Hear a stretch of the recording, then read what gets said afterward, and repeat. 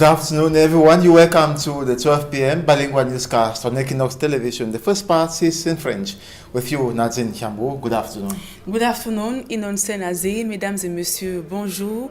Merci d'honorer ce rendez-vous de l'information sur Equinox Télévision.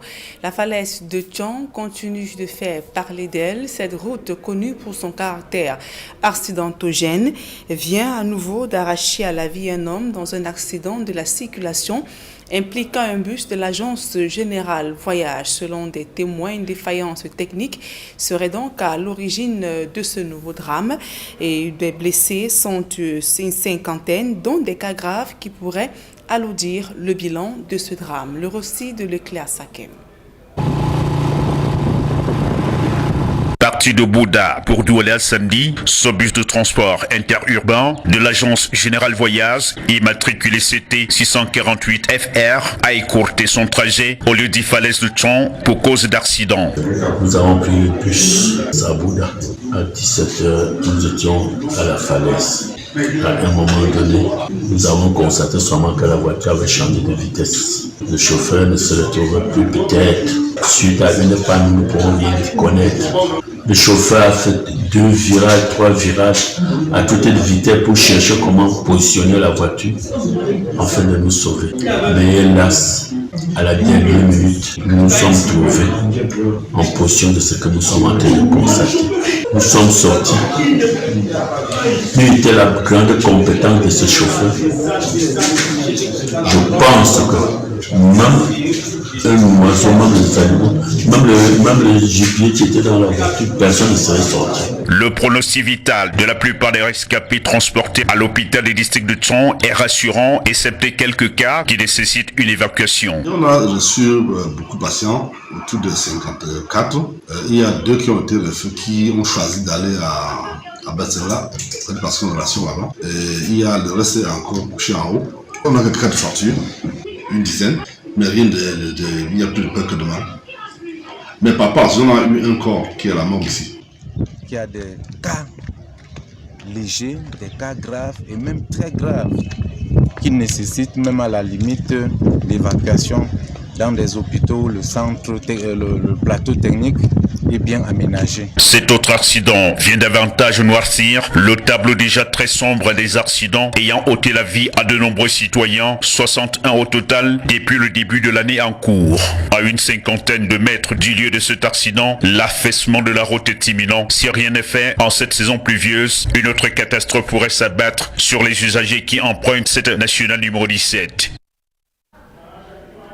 Et l'impact de la pandémie de coronavirus pèse sur la filière riz au Cameroun. Des experts alertent sur les risques d'une pénurie et une envolée des prix sur le marché. La baisse de la production mondiale liée à la crise sanitaire et les difficultés d'importation perturbent la machine alimentaire dans un pays où la production locale peine à satisfaire la demande. Le reportage de Marcelin Gansop.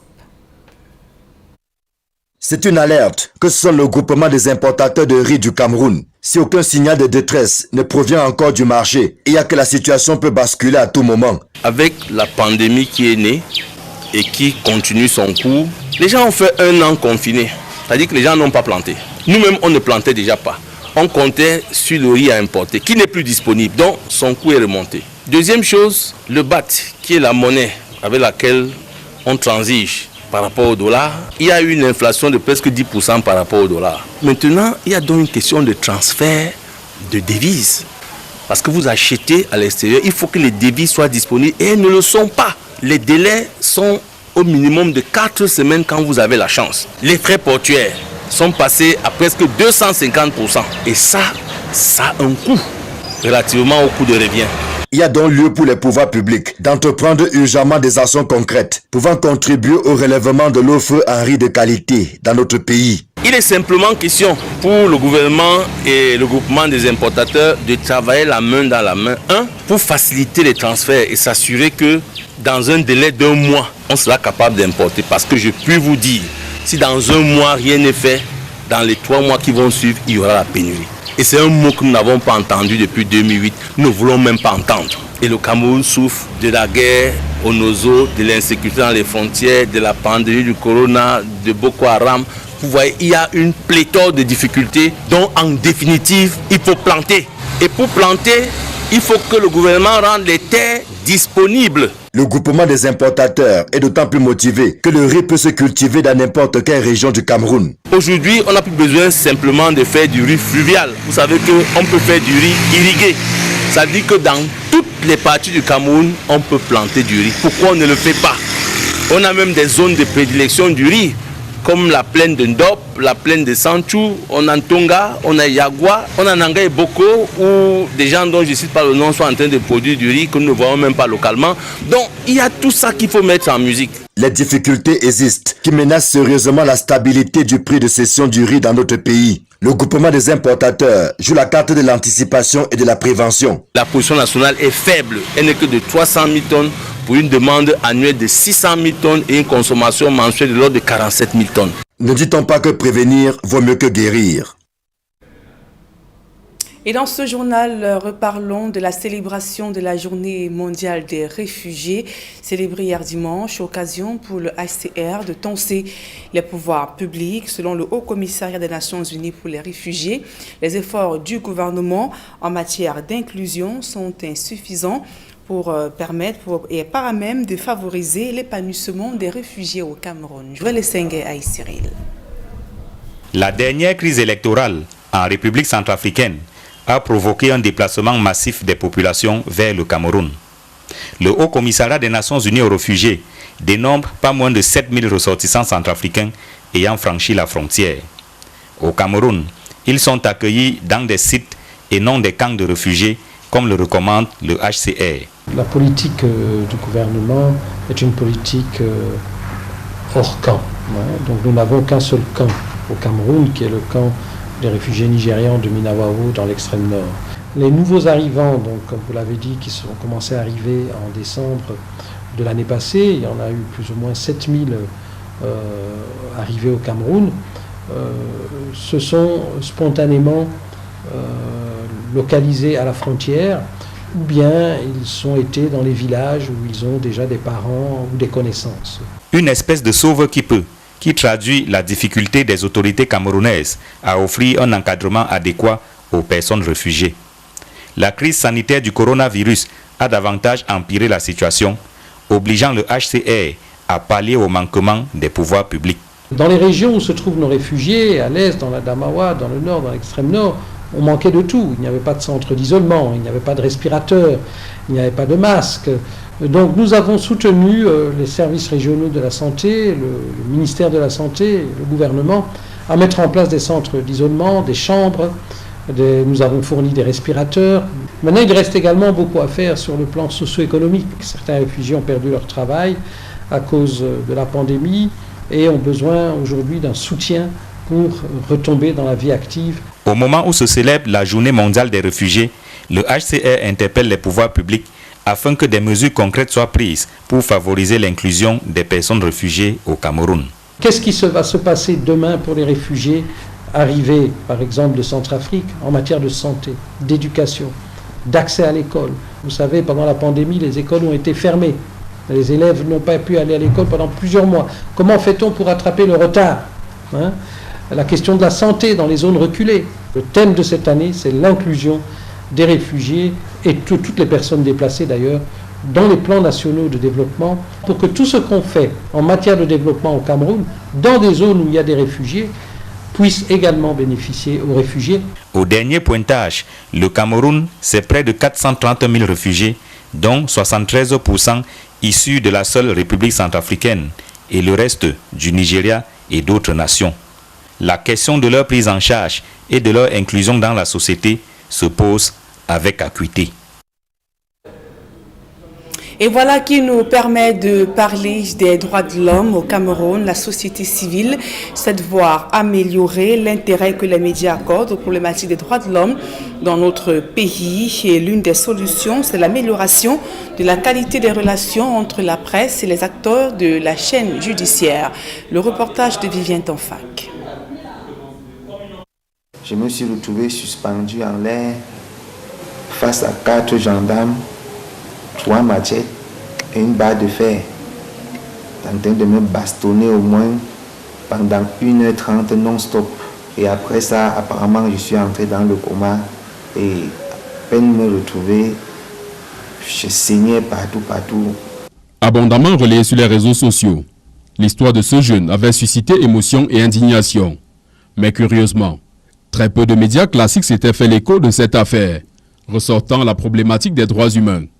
Un faible intérêt qui peut se justifier. Il y a un mur d'incompréhension qui sépare d'une part les journalistes et d'autre part les autorités administratives et même les autorités de maintien de l'ordre. Pourtant, l'infraction qui découle du cas de Théodore est violemment réprimée par la loi camerounaise. La torture est quelque chose qui est réprimé de manière sévère dans notre pays. Parce que le Cameroun s'est lancé résolument dans la protection des droits et libertés. Certes, il y a des dérives, il y a des écarts de comportement, mais la politique de notre pays vise, n'est-ce pas, à protéger les droits et les libertés. Avant l'entrée en vigueur de ce qu'on a appelé le nouveau code pénal, entré en vigueur en 2006, l'infraction de torture était jusque-là prévue simplement par des instruments internationaux, notamment la Convention contre la torture, des traitements cruels, inhumains et dégradants. Mais avec la révision du code pénal intervenue en 2006, le législateur pénal camerounais a intégré l'infraction de torture. Plus les séquelles sont graves, plus la peine aussi est grave. Afin de créer un rapprochement entre ces acteurs, Journalistes en Afrique pour le développement, JAD, une organisation de la société civile, en partenariat avec l'Association des juristes pour les droits humains et Caractères sans frontières, viennent de réunir à Bafoussam une trentaine d'entre eux, venus des régions de l'Ouest et du Nord-Ouest. Ce séminaire vise à réunir autour d'une même table les journalistes, les autorités administratives, les autorités judiciaires, les autorités de maintien de l'ordre, les avocats, les défenseurs des droits humains, pour qu'ensemble,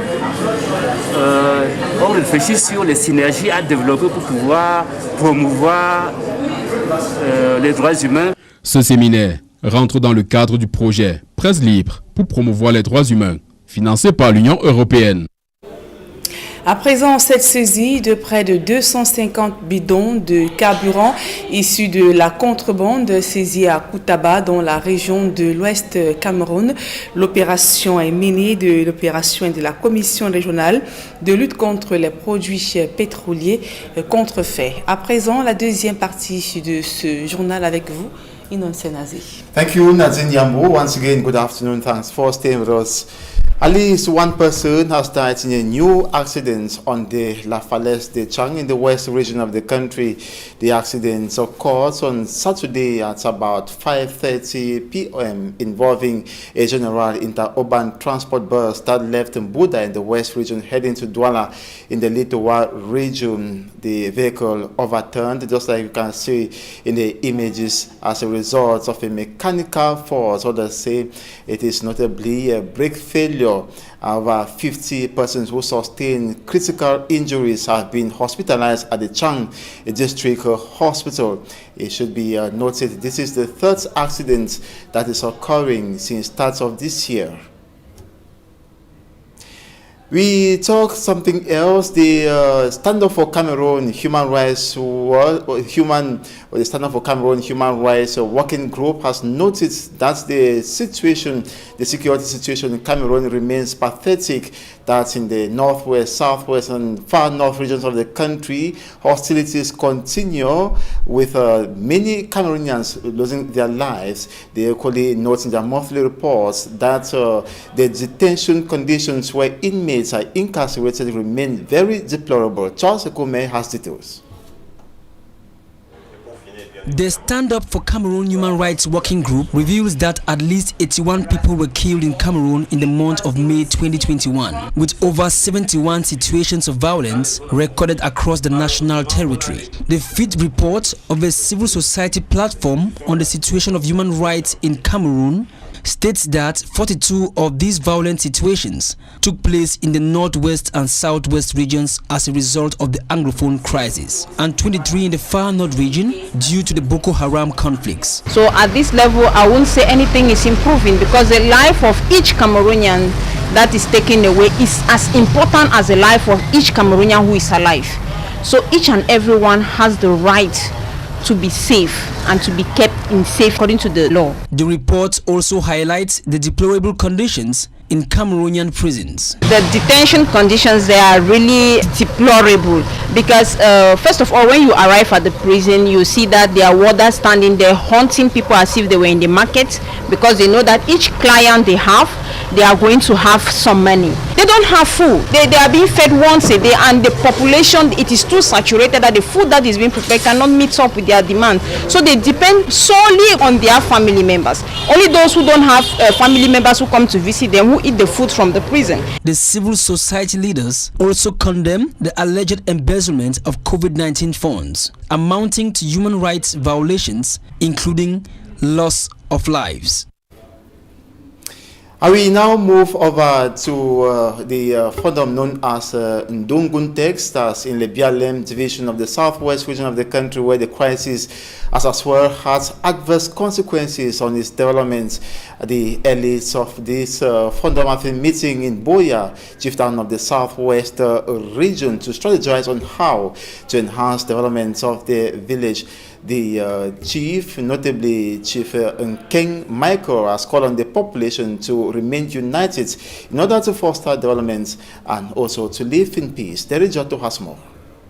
The people of Ndungutet, a fondom in the Bialem division, are joining forces for development amidst the war at home. They should ask the question, what have I given back to Ndungutet?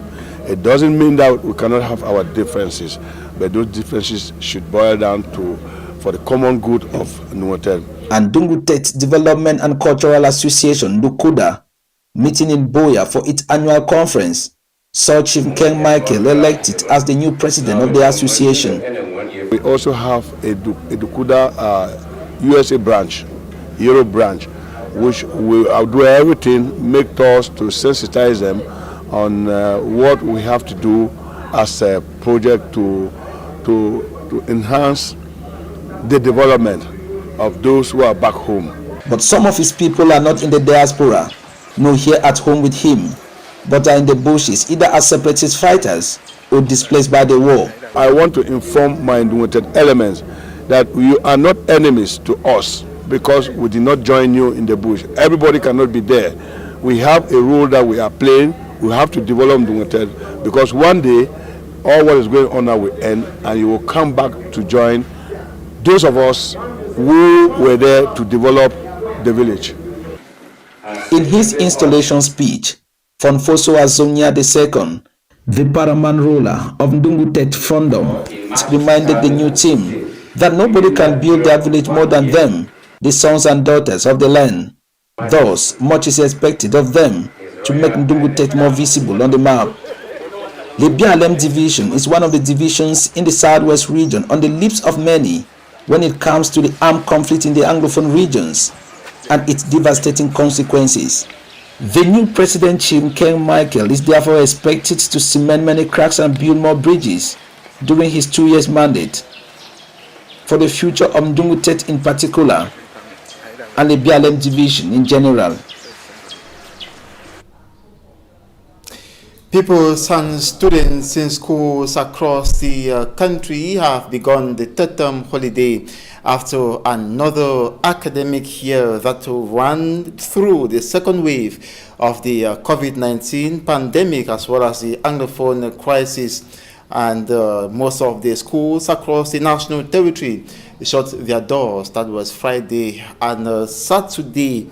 It should be noted that some schools in the Douala 5 subdivision as well organized closing ceremonies and report cards given to the pupils and students. However, the school authorities, despite a happy ending, do not undermine threats of the COVID-19 pandemic and the Anglophone crisis on the smooth running of the school year from enrollment dates. Take a listen to a school authority in the following excerpt.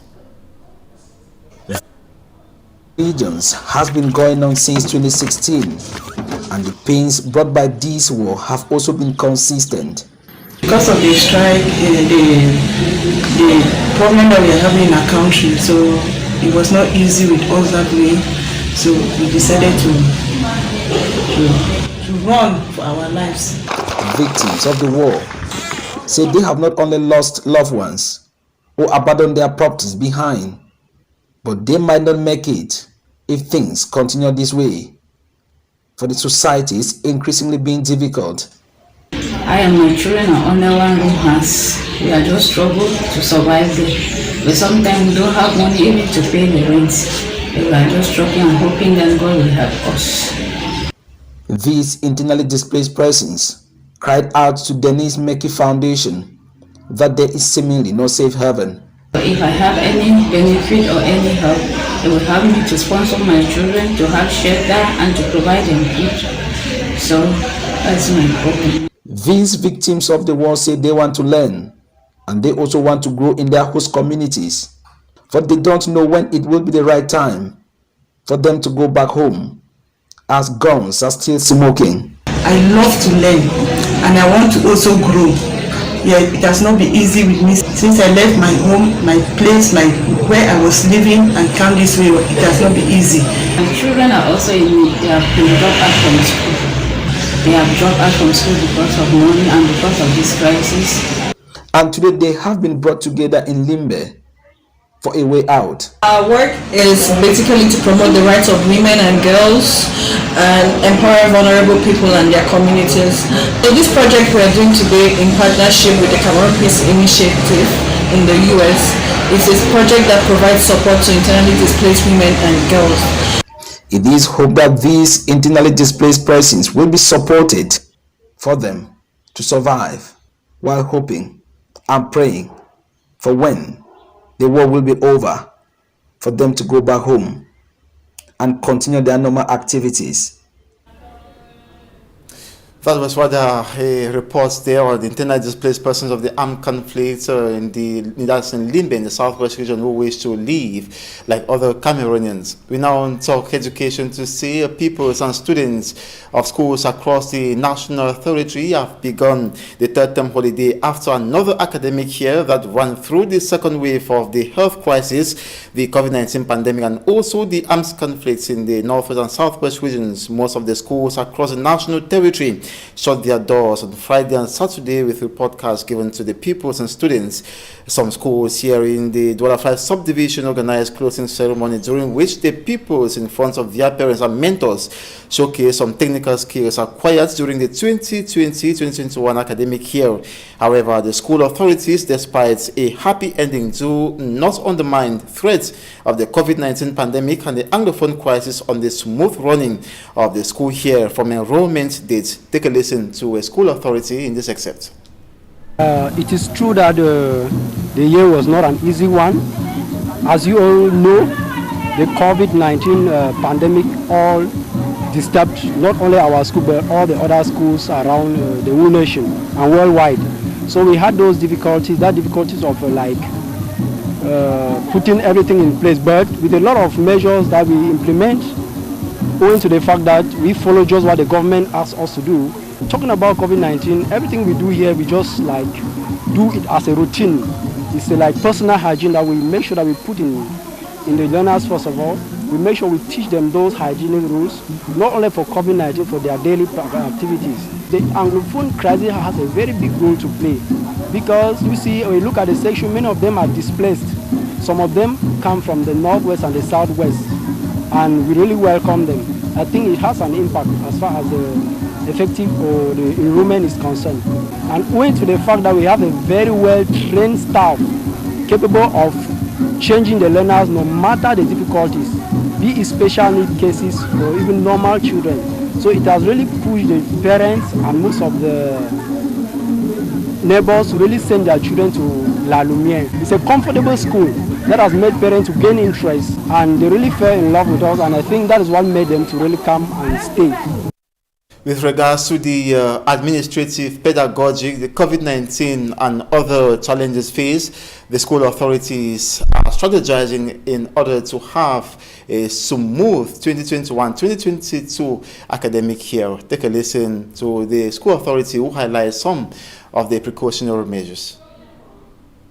Some of the difficulties we encountered this year concerning pedagogy, concerning administration, concerning other issues, we've really strategized and make sure that by July 26th, we are going to start with holiday classes. That will be going on till the 20th of August. From those holiday classes, we have already been looking for resource persons from the Delegation of Basic Education who are going to come in to train the workers on the new ways of teaching the learners, owing to the fact that we are dealing with a new curriculum, so we need to be versed with it, making sure that not only pedagogy is put in place, administratively, we have to also strengthen and make sure that we work hand in hand with all our parents so that there should be some harmony among us. And that ends this 12 p.m. bilingual newscast on Equinox Television. Thanks so much for watching. Tomorrow is another day. Do have a splendid day. Nathan Gambo. À demain et bonne journée. Merci Innocent Azé. Fin de ce journal. Mesdames et messieurs, merci pour votre aimable attention.